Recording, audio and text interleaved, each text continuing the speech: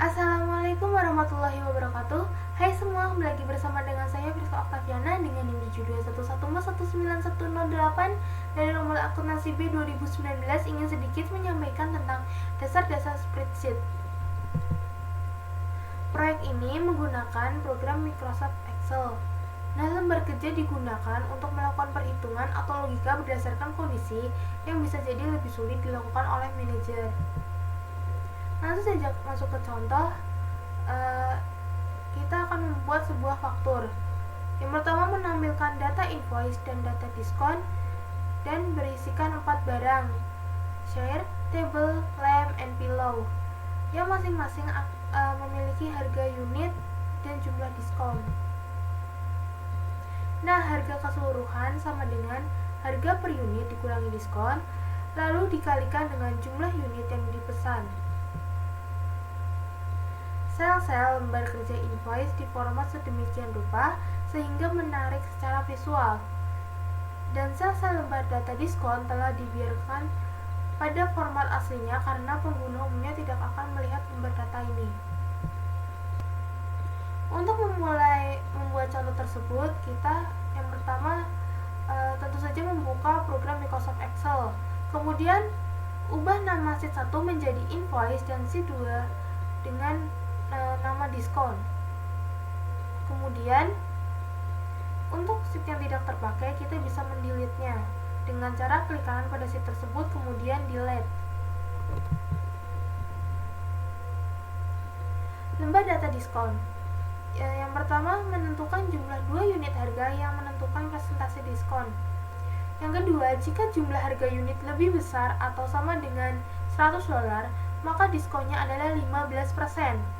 Harga yang lebih besar atau sama dengan $50 menghasilkan diskon 10%.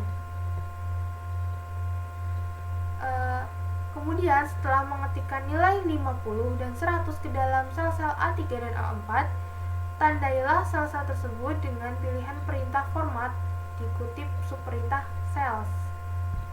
Kemudian pilih sebuah format mata uang dengan 2 desimal untuk menempatkan format yang diinginkan bagi nilai-nilai ini. Nah, ini kita menggunakan format currency.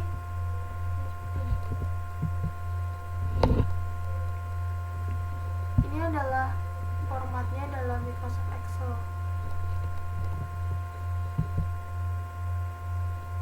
Pada lembar data invoice, yang pertama membuat kolom cukup besar sehingga dapat menampung nilai dan judul faktur. Yang kedua, gunakan mouse untuk memilih kolom A hingga G, kemudian pilihlah perintah format diikuti dengan perintah kolom dan build. Pada kotak dialog ketik 13.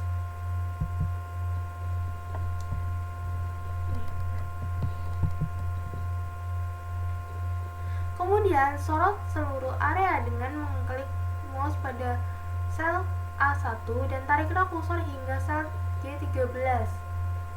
Setelah itu, pilih format diikuti subperintah sel, pilihlah alignment, kemudian klik center.